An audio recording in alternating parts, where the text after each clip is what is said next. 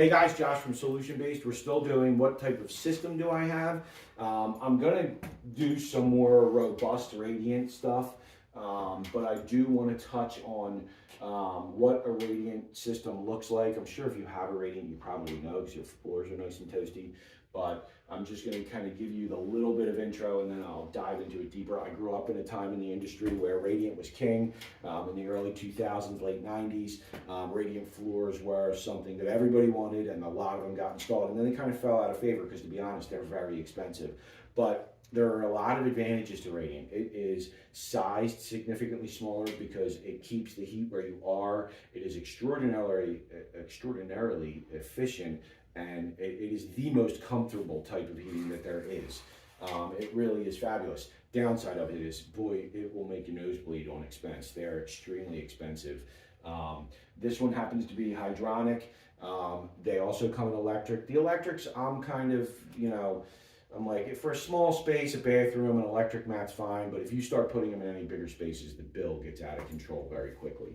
So you're typically going to know that it's a radiant system because you're going to see a circulator like this one above a mixing valve like this one. And the reason why that is because of the temperatures that radiant requires. Need the temperature to actually be brought down, believe it or not, so that they can function correctly and not do any damage to the system. And again, I'll go into some more about radiant in a second, but this is what a standard radiant system piping looks like. That's not a manifold.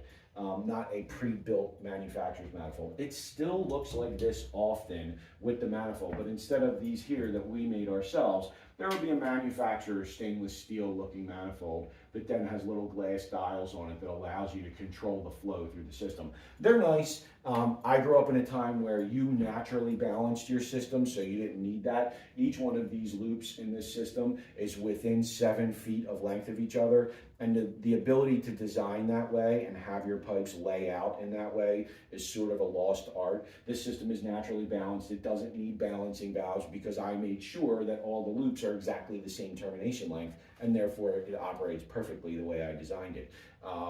It's kind of like an easy cheat when they give you the manifold that allows you to dial that in, and there's nothing wrong with that. I just don't need that because I can design them with natural balance is always better than mechanical balance.